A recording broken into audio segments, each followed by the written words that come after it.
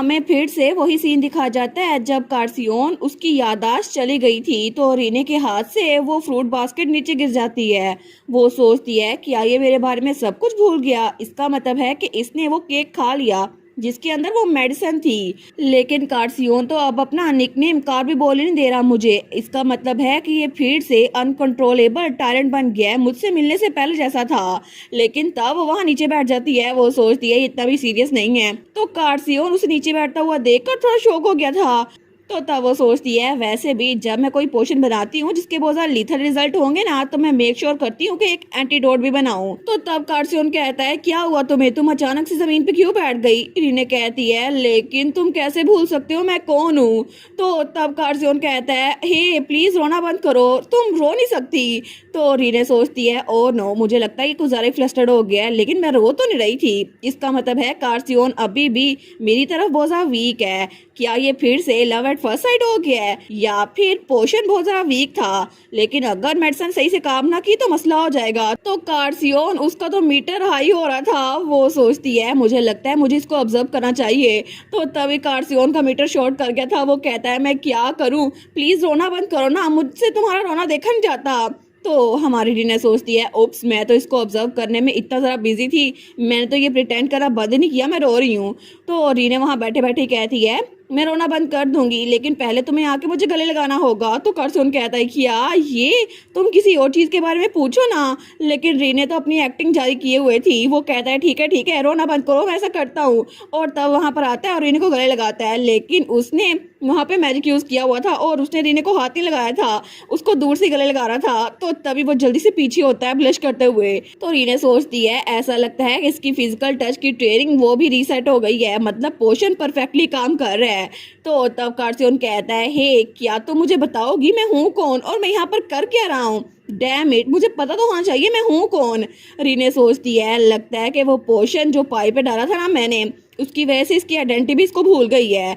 वो कहती है मैं रीने हूँ और चाहे तुम मुझे जो कुछ मर्जी कहो लेकिन मैं तुम्हें कारी कह के बुलाऊंगी, और बाकी उसके बारे में तुम वहाँ पे ओल्ड मैन से पूछ लेना क्योंकि मैं तो जाके एंटीडोट बनाने वाली हूँ। वो कहता है क्या मैं वहां जाके क्यों पूछूं। तो रीने जाते हुए कहती है मैं तुम्हें कुछ नहीं बता रही, अगर तुम्हें जानना है तो खुद पता कर लो, वैसे भी अभी तुमने वही केक खाया है जो मैंने उस ओल्ड मैन के लिए बनाया था तो वो एक्सप्लेन कर देंगे। तो कार्सियोन सोचता है आखिर कोई इंसान इतना सेल्फिश कैसे हो सकता है, लेकिन फिर भी ये कुछ भी कह रही है ना मुझे बुरा नहीं लग रहा। और थोड़ी देर बाद वो उस ओल्ड मैन के पास आ गया था जो वहां पर काम कर रहा था। तो वो उस ओल्ड मैन से कहता है पहले तो वो थोड़ी देर पहले रो रही थी लेकिन अब तो बिल्कुल ऐसा है जैसे वो मुझे तंग कर रही थी, और वो तो बिल्कुल भी फ्लिंच नहीं हुई जब मैंने इसको धमकी दी, कितनी सस्पिशियस लड़की थी। तो कार्सियोन कहता है हम स्ट्रेंजर्स हैं। तो वो ओल्ड मैन कहता है इसका मतलब है तुमने मेरा एमनीजिया पोशन खा लिया। वो कहता है अच्छा मैंने कुछ ऐसा खाया था, लेकिन वो ओल्ड मैन कहता है मुझे लगा ही था कि वो लड़की मेमोरी रिकवरी पोशन भी बना रही होगी, लेकिन ऐसा लगता है उसने तुम्हें मुझ पे डंप कर दी है, अब मुझे तुम्हारा ख्याल रखना पड़ेगा। उसे पता है कि तुम जैसे ट्रबलसम आदमी को कैसे हैंडल करना है, लेकिन अगर मैं इसी बात का फायदा उठा के उसे अपने दोस्त के बेटे से इंट्रोड्यूस करवा दूं जो बहुत ज्यादा दूर रहता है। तो कार्सियोन कहता है हिम्मत भी मत करना। लेकिन वो कहता है ओए ओल्ड मैन, मुझे याद नहीं है कि उसका और मेरा क्या रिलेशनशिप है, लेकिन मुझे जेलसी हो रही है, मुझे बताओ ना कि हम दोनों का क्या रिलेशनशिप है। तो वो ओल्ड मैन कहता है ऑफ कोर्स मैं तुम्हें बता देता हूँ, तुम दोनों अंडरकवर स्पाइड हो जो के साथ वाले नेशन से आए हैं यहाँ पर जासूसी करने के लिए। तो कार्सियोन सोचता है क्या। तो वो ओल्ड मैन कहता है मुझे लगता है कि तुम लोग मुझे बता नहीं रहे थे, लेकिन तुम लोगों ने सच में यहाँ जासूसी करनी थी, और वो बेचारा वो तो अपनी इन्फॉर्मेशन के हिसाब से बता रहा था जो कि उसने सोचा था। वो कहता है फिर भी हाई चांसेस हैं कि तुम लोग लवर इन डिस्गाइज हो। तो कार्सियोन कहता है लवर्स इन डिस्गाइज। वो कहता है बिल्कुल, तुम लोग तो एक दूसरे के लिए पेट नेम भी यूज करते हो और तुम लोग हर सुबह लॉन्ड्री भी इकट्ठे करते हो।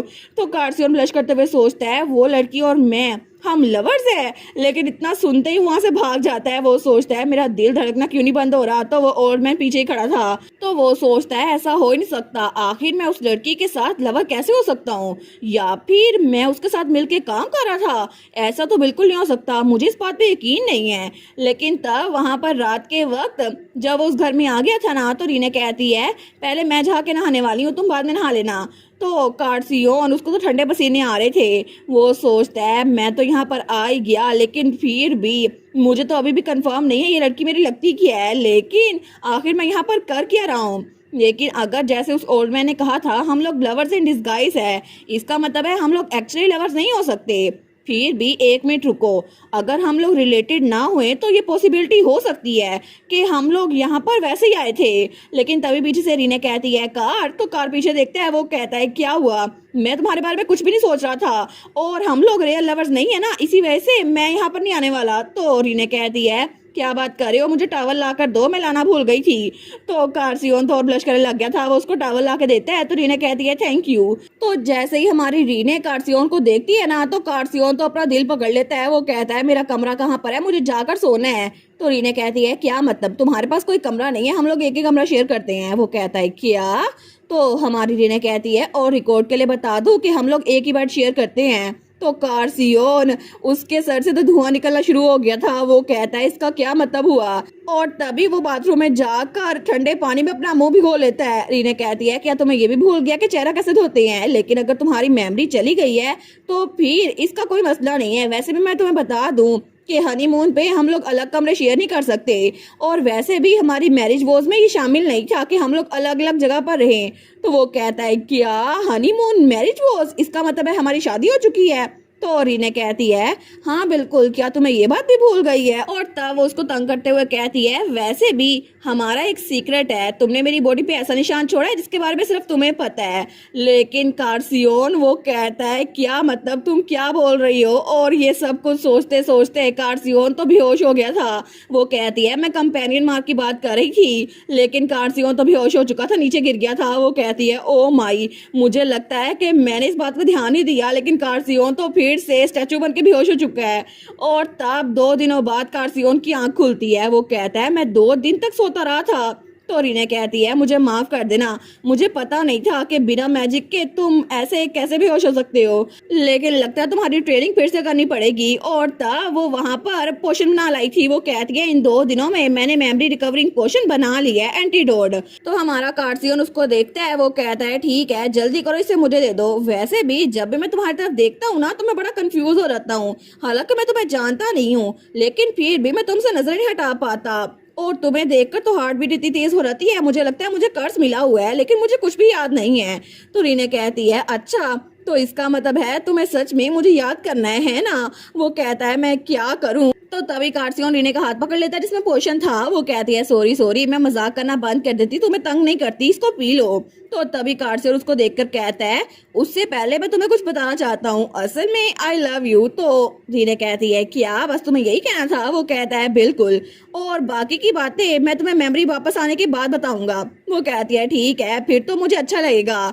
लेकिन तब वो उसको बताती है टू बी ऑनेस्ट मैं तो थोड़ी परेशान हो गई थी, हालांकि मुझे पता था कि ये पोशन की वजह से है और इसको रिवर्स किया जा सकता है, लेकिन ये बात कि ये मुझे भूल चुका है मुझे सच में बहुत ज्यादा तंग कर रही थी, लेकिन सच में अच्छा लगा। और तब उस पोशन को खुद पीती है और तब उसको हमारे कार्सियोन को पिला देती है। और ये भी वो कार्सियोन को तंग करने के लिए कर रही थी। वो सोचती है वो ऑकवर्डनेस जब हम एक दूसरे को बहुत मुश्किल से जानते थे, जब हम अकेडमी में पहली बार मिले थे, उसके बाद जब हम लोग अकेडमी के फेस्टिवल को एंजॉय कर रहे थे ना सिर्फ हम दोनों, और उसके अलावा ग्रेजुएशन की वो रात जब हम लोग इकट्ठे थे, और हमारी शादी का दिन, मैं चाहती हूँ इसको सब कुछ याद आ जाए। और उस वक्त कार्सियोन के दिमाग में सारी की सारी मेमोरीज एक साथ वापस आ गई थी। वो कहती है कार्सियोन क्या तुम्हें अब अच्छा लग रहा है, अब तुम कैसे हो। वो कहता है सेपरेट रूम्स बहुत ज्यादा बुरी बात थी, तुमने मुझे पहले क्यों नहीं रोका। तो रीना कहती है तुमने खुद ही तो कहा तुम्हें सेपरेट रूम में रहना है। तो वो कहता है तुम्हारा पार्टनर, मुझे लगता है कि मैं पहली बार जैसे तुम्हारे प्यार में पड़ा था ना, इस बार फिर से तुम्हारे प्यार में पड़ गया था, लेकिन अब दोबारा हम कभी भी सेपरेट रूम में नहीं रहेंगे, ये बहुत ज्यादा क्रूल है। तो रीना हंसते हुए कहती है सच में, तो फिर हम ऐसा ही करेंगे। लेकिन थोड़ी देर बाद वो लोग उस ओल्ड मैन के पास आए थे। तो वो ओल्ड मैन कहता है ऐसा लगता है तुम्हारी मेमोरी वापस आ गई है, लगता है यंग लेडी बहुत ज्यादा स्किल्ड हर्बलिस्ट है। तो रीना कहती है मैंने एक और पंपकिन पाई बनाया है, आप इसको ले सकते हैं। वो कहता है नहीं मैं इसको खाने नहीं वाला। तो रीना कहती है क्या अगर आपको कार्सियोन की वजह से टेंशन हो रही है तो फिक्र मत करे, इस बार मैंने कम डोसेज यूज की है। वो कहता है नहीं नहीं मुझे तुम्हारी स्किल्स पे कोई डाउट नहीं है, लेकिन फिर भी अब मैंने इस लड़के को अपनी मेमोरी खोते हुए देखा है ना, तो मुझे लगा था अगर मैं भी अपनी मेमोरी खो दूंगा तो मैं उन सारे लोगों को भूल जाऊंगा जो मेरे साथ लड़ते लड़ते जंग में मरे थे, लेकिन उन लोगों के करीब और कोई भी नहीं था। उन सारे सोल्जर्स के नाम मुझे अभी तक याद है और मैं नहीं चाहता कि उन सबको मैं भूलूं, क्योंकि मैं एक सर्वाइवर हूँ। अगर मैं उनको भूल गया तो उनको याद ही कौन रखेगा। तो रीने वो उस ओल्ड मैन को बताती है, मैं जिस इंसान को जानती हूँ ना, वो भी इस वार में इन्वॉल्व था, वो भी बिल्कुल आपकी तरह था चीफ, लेकिन वो भी इमोशनल स्कार से बहुत ज्यादा सफर हुए थे, फिर भी वो उन दिनों को भूले नहीं है। तो ओल्ड मैन कहता है, अच्छी बात है ना कि तुम मेरे लिए कंसिडरेट हो रही हो, लेकिन उस इंसान को सोचो और बाकी लोग को भी सोचो, क्योंकि हम लोग दोबारा वो मिस्टेक कभी नहीं करना चाहेंगे, क्योंकि तुम्हारे साथ भी बहुत बार ऐसा हुआ होगा ना कि तुम्हारे साथ एक बड़ी ट्रेजेडी हुई होगी। तो रीने कहती है, जी ऐसा हुआ था, लेकिन मैं आपकी बात दिमाग में रखूंगी, क्योंकि दोबारा कभी भी ऐसा रिपीट नहीं होगा। और तब वो लोग वहां उस गांव से जा रहे थे। तो कार्सियोन कहता है, रीने पहले? वो कहती है, बिल्कुल, मुझे फिर से उसकी याद आ गई थी, अकंदस की, लेकिन इट्स ओके कार्सियोन, क्योंकि जैसे जैसे टाइम गुजरता जाएगा ना मैं उसको भूल जाऊंगी। और मोर इम्पोर्टेंटली मुझे ये बताओ, हम लोग अपनी नई हनीमून डेस्टिनेशन के लिए कहाँ पे चले? तो तब कार्सियोन वो सोचता है, मुझे लगता है मेरी ट्रेनिंग फिर से रीसेट हो गई है, मेरी तो फिर से हार्ट बीट तेज हो गई है। तो कार्सियोन कहता है, जहाँ पे तुम जाना चाहोगी ना मैं वहां पर चलूंगा रीने। रीने कहती है, अच्छी बात है, फिर हम लोग आगे चलते हैं। तो कार्सियोन कहता है, फिर भी मुझे लगता है इस बार हम किसी रिजोर्ट में जाएंगे, ना कि किसी अलग से इलाके में जहाँ सिर्फ एक ओल्ड मैन हमें मिले। तो रीने कहती है, अच्छी बात है, तो हनीमून फेज 2 के लिए हम वहीं पे चलेंगे, लेकिन उससे पहले हम लोगों को कहीं और भी जाना होगा। और वो सोचती है, इस जगह पर आने के बाद हमारे साथ बहुत कुछ हुआ, हम लोग बारिश में भीगे, हमने बहुत ज्यादा एंजॉय किया, लेकिन हम लोगों ने डिसाइड किया था कि हम लोग अपनी नेक्स्ट डेस्टिनेशन पे जाने से पहले आंट के घर जाएंगे। तो तब वो लोग उस जगह पर आ गए थे। वो कहती है, मौसम बहुत ज्यादा अच्छा है ना, हम आंट से मिलके जाएंगे और उसके बाद फिर आगे अपनी जगह पर पहुंच जाएंगे। और इन्हें सोचती है, हालांकि उन्होंने मुझे फॉर्मली अडॉप्ट तो नहीं किया था, फिर भी वो मेरे रिलेटिव्स हैं और वो मेरी फैमिली थे जिन्होंने मुझे प्रोटेक्ट किया। तो रीना कहती है, अब तो वो सारे थक गए होंगे ना, क्योंकि उनको बहुत सा पॉलिटिकल अटेंशन मिलती होगी, है ना। तो कार्सियोन कहता है, तुम्हें इस बारे में टेंशन लेने की कोई जरूरत नहीं है रीने। रीने कहती है, लेकिन मुझे फिक्र तो हो रही है। तो कार्सियोन कहता है, तुम्हारी आंट की फैमिली एरमिरिया एरलोम, वो तो लेग्रास किंगडम की नोबल फैमिली है, और अगर उनके साथ ये सब कुछ होता रहेगा ना तो वो लोग इसको हैंडल कर सकते हैं। तो रीने कहती है, तुम सही कह रहे हो, मैं कभी भी एक नोबल नहीं थी, तो मुझे इनके एटिकेट्स का नहीं पता। वो कहता है, नहीं नहीं रीने, मैं तुम्हारी बात नहीं कर रहा था, मैं तो वैसे कह रहा था कि तुम्हारी आंट को कोई भी मसला होगा ना तो हम हल कर देंगे, और अगर ये काफी नहीं है ना तो फिर हम तो उनको और ज्यादा स्ट्रॉन्ग बना देंगे, क्योंकि तुम्हें पता है मेरे फादर भी एक ड्यूक है और हमारी तरफ से बस एक लफ्ज की देरी है और वहां पर कोई मसला ही नहीं होगा। तो रीना कहती है, नहीं, अगर तुम लोगों ने इनकी हेल्प की तो फिर तो रॉयल फैमिली भी हमारी फैमिली के पीछे पड़ जाएगी। तो तब हमारी रीने को याद आता है जब उसकी आंटी और अंकल उससे मैरिज वाले दिन मिलने आए थे ना, वो कहते कांग्रेचुलेशन। तो रीने कहती थी, प्लीज रोइए मत।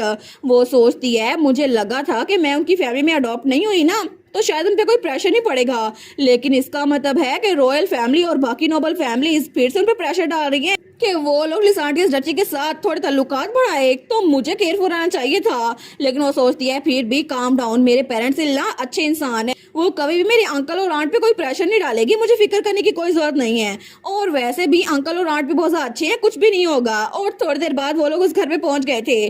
तो वो दोनों कहते हैं, आंटी हम लोग यहाँ पर आ गए, लेकिन तभी वहां पर रीने की मदर इन लॉ यानी कि कार्सियोन की मॉम भी थी। वो कहती है, ओ माय डियर, तुम लोग आ गए। तो तभी वो जल्दी से आकर रीने को गले लगाती है। रीने कहती है, मदर आप यहाँ पर क्या कर रही हैं? तो रीने की मदर इन लॉ कहती है, मैं तो यहाँ फैमिलीज में रिलेशनशिप को मजबूत करने आई थी, जल्दी आओ यहाँ पर आके बैठो। तो रीने कहती है, एक मिनट रुके। तो रीने कहती है, हम लोग तो यहाँ पे बस अंकल और आंट को गिफ्ट देने के लिए आए थे। तो उसकी मदर इन लॉ कहती है, ये सब कुछ बाद में होता रहेगा, अभी यहाँ पर आके बैठो। रीने कहती है, ठीक है, लेकिन तब वहाँ पर हमारी हीरोइन की मदर इन लॉ वहाँ बैठ गई थी। वो कहती है, my dear in law please आप भी यहाँ पर बैठ जाएं, रीने तुम भी यहाँ पर बैठो। रीने सोचती है, कितना अजीब है ना, चाहे मैं जैसे मर्जी देखूं, लेकिन क्या घर के ओनर को गेस्ट को लीड नहीं करना चाहिए? आखिर आंटी ऐसे क्यों बैठी हुई हैं और मेरी मदर इन लॉ यानी कि डचीज वो आखिर पहले क्यों बैठ गई? ऐसा लगता है जैसे इस घर की ओनर वही हैं। तो तब कार्सियोन भी सोचता है, आखिर मेरी मॉम क्या सोच रही हैं? तो रीने अपनी मदर इन लॉ से कहती है, मदर आप यहाँ पर कब से आई हुई थी? तो डचेस कहती है, मैं तो आज सुबह ही पहुंची हूँ। तो वो हंसते हुए कहती है, मैंने सुना था कि तुम लोग यहाँ पर आ रहे हो, तो मैं यहाँ पर आ गई ताकि तुम लोगों से मिल सकूं। तो रीना कहती है, अच्छा ये बात है। लेकिन तब उसकी आंट बहुत ज़्यादा सैड लग रही थी, तो वो सैड होते हुए कहती है, रीने तुमने कभी मुझे मदर नहीं बुलाया, मैं तो थोड़ी जेलस हो रही हूँ। तो रीना कहती है, आंटी। लेकिन तभी डचेस कहती है, ओ माँ ये तो बड़ा डिसअपॉइंटिंग होगा ना, क्योंकि जहां तक मुझे पता है ना, तुम लोगों ने तो कभी रीने को अपनी फैमिली रजिस्ट्री में ऐड किया ही नहीं है, तो ये नेचुरल नहीं है कि वो तुम्हें आंटी बुलाती है, मदर नहीं। तो रीने सोचती है, क्या? तो तभी उसकी आंटी कहती है, जी ये बात तो सच है, लेकिन वहाँ माहौल बड़ा ऑकवर्ड बन गया था, क्योंकि डचीज वो तो जानबूझ के रीने की आंटी को नीचा दिखा रही थी। तो तभी रीने को समझ नहीं आ रही थी मैं क्या करूं। वो कार्सियोन को इशारा करती है कि कुछ करो, लेकिन कार्सियोन सोचता है कुछ तो अजीब लग रहा है। अगर मदर यहाँ पर आ गई है ना और इन्होंने किसी को तंग करने का प्लान बना लिया है, तो फिर मैं भी इनको रोक नहीं सकता। और वहां पे डचेस बैठी स्माइल किए जा रही थी। तो तभी कार्सियोन कहता है, ओ काउंट आपको ड्रिंकिंग करना बड़ी पसंद है ना, मुझे लगता है मेरी पर्सनल कलेक्शन में कुछ पड़ा है, हम लोग जाके ड्रिंक करें। तो रीने का अंकल कहता है, बिल्कुल मुझे लगता है वहां पे जाना चाहिए। रीने सोचती है, ये लोग भाग गए मुझे क्या छोड़कर। लेकिन तभी वो वहां पर देखती है जहां पर उसकी आंटी और उसकी मदर इन लॉ थी। वो सोचती है, यहाँ पर एटमॉस्फेयर ऐसा क्यों बन गया, मुझे फाइंड आउट करना होगा, क्योंकि अगर मुझे अपनी मैरिड लाइफ स्कूल से गुजारनी है ना, तो अपनी मदर इन लॉ और अपनी आंटी के दरमियान ये टेंशन खत्म करनी पड़ेगी। लेकिन आखिर डचेस ऐसे बिहेव करना क्यों शुरू हो गई, ये तो बहुत अच्छी थी।